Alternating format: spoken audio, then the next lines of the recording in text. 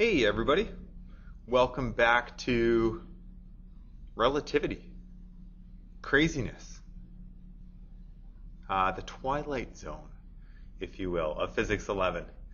I am looking forward to potentially making your head spin for probably at least one more video.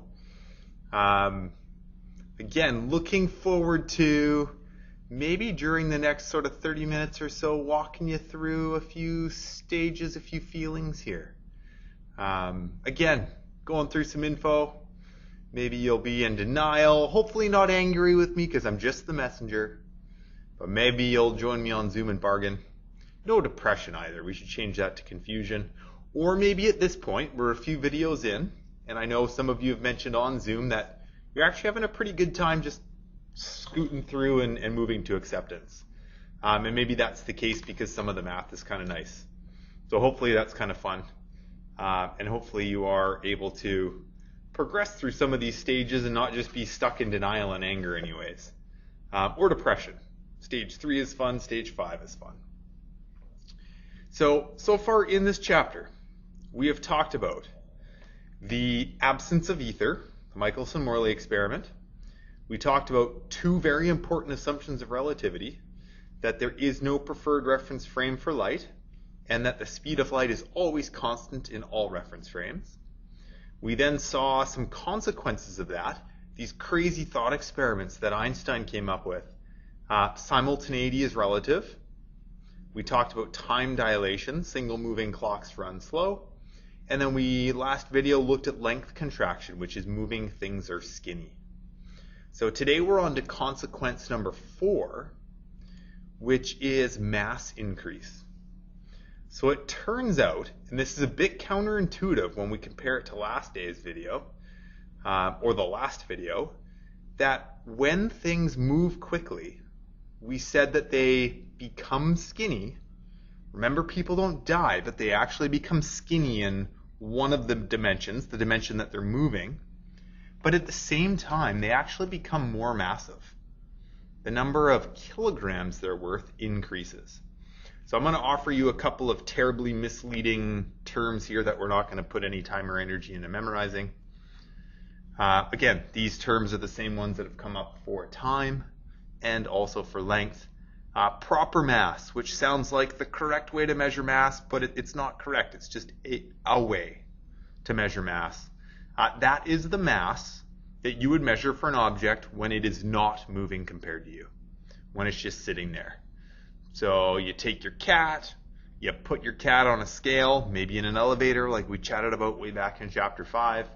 If that cat's not moving, then that would be the cat's proper mass. Maybe a better way to say it is the rest mass. It's the mass of the cat when it's at rest. Now there is another mass called the improper mass. Again, terrible name because improper sounds like it's somehow wrong, but it's not. This is just another way to measure mass. And that would be the mass of an object when it's going past you. And again, if this cat were like running past you at 3/4 the speed of light and you could measure its mass, don't ask me how A, the cat got going that fast in the first place, or B, how you'd measure its mass. But if you could, right, don't sweat the details. If you could, that would be called the improper mass. Sometimes we just call it mass. I would call it the moving mass, just to make life easy. So I want to show you a quick example of what the math looks like here. It's very, very simple. It's simply just beta and gamma. Here we've got a cat traveling at 91% the speed of light, 0.91 c. And it is measured at 15.5 kilograms by an observer. What is the rest mass of the cat? Now on your formula sheet, you've got some equation with like m's and m naughts. How would it go? The mass. I think it looks like this. No, it would be this one. Mass equals, I think it looks like this. Some equation there. You have to remember which m is which then in this definition, this equation. We're not going to worry about that. We are simply going to use this as our equation. Is the object moving compared to you? If you answer yes, it is more massive. And if you answer no, because the thing might not be moving compared to you, then it's less massive, aka normal. So that's our equation here. So this one says a cat is traveling at 91% the speed of light, and it's measured at 15.5 kilograms to an observer. What is the rest mass of the cat? So the good news here is they're actually just telling us to find the rest mass. But just in case they didn't tell you that, it does tell us that when the cat is moving, that the person measures it at 15.5 kilograms. So that is when the cat is moving relative to the person. So that is the more massive number. We want the less massive number. And all we're going to do to get that is figure out beta, which is basically sitting right in front of our noses here. We're going to convert that into a gamma, and then we can go from there. So beta. Remember here we've got this velocity of 0.91 c. That is beta hiding right there. So beta is 0.91. If we throw that into our calculator to get gamma, 1 divided by the square root of 1 minus beta squared, 2.412. There's our weirdness factor. And we want the rest mass of the cat, which is going to be the smaller of the two numbers. Remember, things, when they move, they get heavier. They become more massive. So the mass we're looking for, I'm not going to worry if it's m with a little 0 or just the m. Like, I'm just going to go with m for mass. Don't sweat which of the two you're actually finding. We have 15.5 kilograms, but that was the moving mass. We want the smaller number, so we're simply going to divide by gamma. All you can do with mass is multiply or divide by gamma. So again, easy calculations that I hope will maybe move you to acceptance a little bit quicker. So let's divide by 15.5 divided by our weirdness, 6.43 kilograms. Final answer, done. So there's calculations for mass increase. A little bit easier than the last video. You don't have to worry about sometimes using like a d equals v times t because there's no mass in that equation. Any kind of calculation you're doing with mass, simply remember that when things move, they become more massive, and then you're just playing around with multiplying or dividing by gamma. That's it. So that's consequence 4. A real quick one. Easy. Let's move on to one more consequence that goes with this video. Oh, sorry, before I get there, one thing I should mention, and some of you I think have probably been thinking about this, and that's questions like, well, what if you could go the speed of light? What if you could go faster than the speed of light? What would happen? Or even just the speed of light? Like Heinrich, if we could get on an airplane and go the speed of light, would time infinitely slow down? Would distances infinitely shrink? And the answer to those questions is yeah, I guess so. But they're almost not worth thinking about because nothing other than light will ever be able to approach or get to the speed of light. And the reason for that is that any object that has mass, like cars or airplanes, or even small particles like electrons, or even smaller than that, like little positrons or things like that, all of those objects, even though their masses might be small initially, as they get closer and closer to the speed of light, their masses are going to get bigger and bigger and bigger and bigger. And eventually these objects become so incredibly massive that there's no more energy left in the universe to make them go any faster. And that will always happen before you get to the speed of light. So in this little picture, we've got the speed of light here as this vertical line, c. And just to throw out a math term, that's an asymptote, right? You can't get to the speed of light because eventually something, even something small like a golf ball, will become so massive that there's no more energy left to make it go quicker. And that will always happen before you reach the speed of light. So although those questions are kind of fun to think about, like what about if you were at the speed of light? Nothing is ever going to be able to get there. Other than light, and the reason light can go the speed of light is because even though it's little particles like photons, it actually has no mass. So anything that does have mass will actually never be able to go the speed of light. So far as we can tell, and nothing we've ever measured with mass has ever reached the speed of light. We've got particle accelerators that'll take little tiny particles and get them up into the 90s, 90%, 95% the speed of light, but eventually those things become so massive, gamma gets so big as you approach the speed of light that we just run out of energy and we can't make them go any faster. So again, cool questions to think about traveling at the speed of light, but this sounds kind of crazy to say maybe during this chapter, but they're almost not really worth thinking about because it's impossible. And you might go, Heinrich, all of this stuff sounds impossible. And you're kind of right. But truly, it almost is not worth thinking about because there's enough weird stuff to think about. Anyways, rant over. Second consequence for this video is adding velocities together. So remember we talked about, I think in the first video of this chapter, we talked about if you were driving, or sorry, I think we said running. If you were running at 10 meters per second and you threw a baseball at 10 meters per second, how fast would that baseball be going compared to people sort of watching you do this? And you would simply add those velocities together. 10 meters per second plus 10 meters per second equals 20 meters per second. Or it would be like we talked about way back in chapter 3 with vectors. If you hop on one of those big sort of conveyor belts in an airport and you walk on it, you've got the velocity of the conveyor belt plus your velocity on the conveyor belt, and you would add those two things together, and it feels like you're running compared to people who aren't on the conveyor belt. So you know what? At like everyday speeds, adding velocities like that is just fine. Totally allowed to do it. But Einstein realized that there was an issue. He said, okay, let's take a train. Let's make it go some velocity. And these are going to be big velocities, right? Relativity velocities. We're going to have some really good football player. Maybe it's like Brett Favre or something. They're going to throw a football with some velocity relative to the train.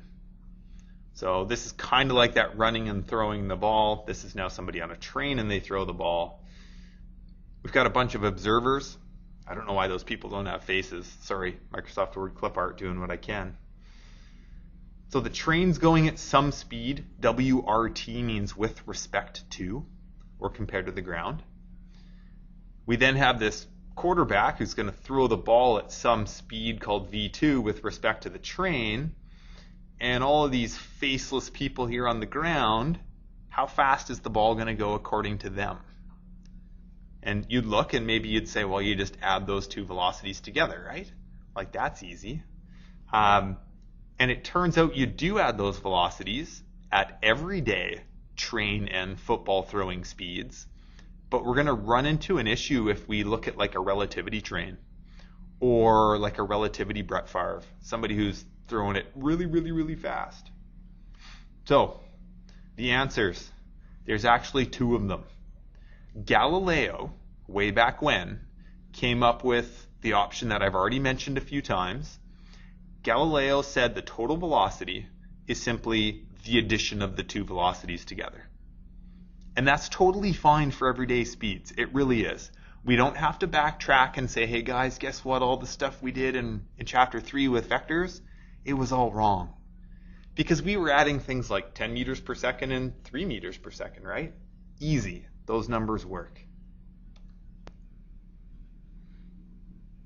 Okay, sorry. Received another phone call there that I had to take, and now I'm totally lost again. Man, this happens all the time these days. So, adding velocities together, Galileo said just add velocities, v1 plus v2. Things like 10 plus 3 equals 13 meters per second. Done. Einstein realized when he was sitting around coming up with these crazy thought experiments that Galileo's method of adding things together works at sort of everyday speeds. But what happens if you start going really, really fast? what if you were to add two numbers together that appeared to go faster than the speed of light? Right? You can't do that. We just looked at and talked about how nothing other than light will ever be able to go the speed of light. So you can't take a train at 3/4 the speed of light plus a ball at 3/4 the speed of light and simply add those two velocities together and say, well, the ball is now going 1.5 times the speed of light compared to those faceless observers on the ground, because that's impossible.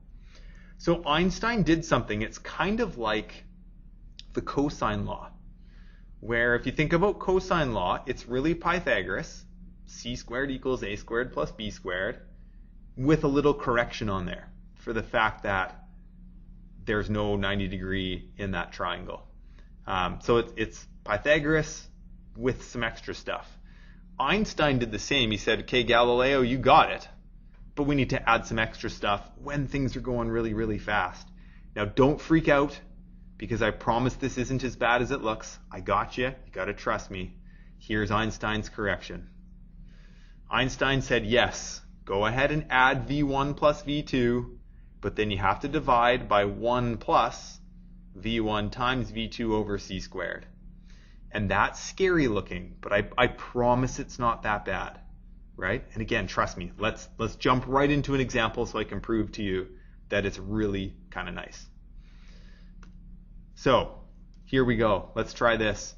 A train is going 1.8 times 10 to the 8 meters per second, and a ball is thrown at 1.4 times 10 to the 8 meters per second. Let's see how we add these velocities. Now, the first one I'm going to do is the Galilean method, which says that you just add the velocities together. 1.4, whoops, times 10 to the 8. I've gone a different order, but that's okay. Plus 1.8 times 10 to the 8 equals, you add those two things together, you're going to get 3.2 times 10 to the 8 meters per second. That's an issue, right? That is impossible. And I know a lot of this chapter seems impossible, but that is impossible. Not possible. Remember, anything with mass, like a ball, will not be able to go the speed of light, or faster, certainly, than the speed of light. So let me show you what it looks like with the Einstein method. This is going to be the worst case scenario when we're working in meters and seconds. So I want to show you the worst case scenario first, and then I'm going to show you a way that you can make it even nicer, but I promise even this method isn't so bad. So Einstein said, okay, you want to add those velocities together. Maybe I'll switch colors here. Yeah, you can do it. There is that little corrective piece you have to throw in there. So the total velocity is, I'll get it in the right order here, not that the order matters. He said add the velocities together and then divide by 1 plus, multiply the two velocities together, and divide by the speed of light squared.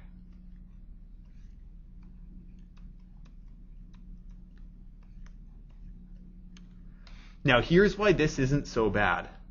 What you can do on your calculator is, on any calculator, you want to make sure that you tackle this part of the question right here. We're going to do that in one step, and it's going to turn into a decimal for us. So again, humor me. Make sure you have your calculator so you can do this, because you will be responsible to do this in the homework and on our final chapter test. I can tell you that right now. So you shouldn't need any special brackets. It's 1.8 times 10 to the 8 multiplied by 1.4 times 10 to the 8 divided by the speed of light squared, which is 3 times 10 to the 8 squared. And I know at least on a graphing calculator, this should be the case on all calculators. Your calculator will know that it is the 3 times 10 to the 8 that is squared, even without brackets. But just in case, here's the number you're looking for. There you go, 0.28. So you look and you're like, wow, all that stuff in the pink brackets, that actually turned into quite a nice number. So I know the top number is going to be 3.2 times 10 to the 8 when we just added the two velocities. And now we've got this 1 plus, double check I get the right number, 0.28. Which turns into, you probably could just do this on your calculator, but I'll write one more step. Divide by 1 plus 0.28 is 1.28. And look at how nice that's become, right? It's gone from looking kind of scary, where you're like, I don't know if I like that, into this, hey, that's doable. And if you throw that in your calculator, 3.2 times 10 to the 8 divided by 1.28. There you go, 2.5 times 10 to the 8. Right on the nose. Kind of nice numbers there by fluke. There you go. So that's Einstein's addition of velocities if you've got velocities in meters per second. And that's the worst case scenario, which again, I don't really think is too bad. Let me erase this quickly and show you an even quicker option. Okay, let's try this one. Notice it looks very similar to the last example, but I've changed up the velocities. We've got velocities as beta c values this time. And I want to show you that the equation that Einstein came up with works really nicely in this case. First, just for kicks, because I did it in the last one, let's try the Galileo method. He said simply add velocities together. So 0.8c plus 0.60c, you're going to get 0.8 plus 0.6 is 1.4c, 1.4 times the speed of light. As Ralph Wiggum says in The Simpsons, I don't know if you're a fan of that show, that is impossible, right? Can't happen. Einstein said, yeah, you can add those numbers together,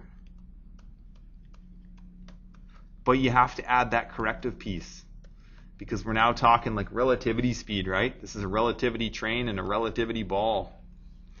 So it's a 1 plus 0.80c multiplied by 0.60c all over c squared. And if you're looking at this, thinking about the math in the back of your brain, you're going to notice something kind of cool. There is a c right here that's going to be multiplied by a c right there, which is going to be a c squared divided by c squared. What's really cool is if you're working with beta c values, and it's only if you're working with beta c values, those two c's will multiply to make a c squared, which cancels out with that c squared. So mathematically, if you've got a beta c value, you're going to have the c's in the bottom, the denominator of the equation, just cancel each other out. It's pretty nice. And then we're left with 1.4c up on top, and 0.6 times 0.8, 6 times 8 is 48. So that's going to be a 1 plus 0.48, which is, again, you probably don't need to show this step. You could just go to your calculator. 1.4 over 1.48. And really all I'm going to do here is take the 1.4, divide by 1.48. Whatever this decimal is, I'm going to tack a c back on there. There you go, 0.946. 0.946c.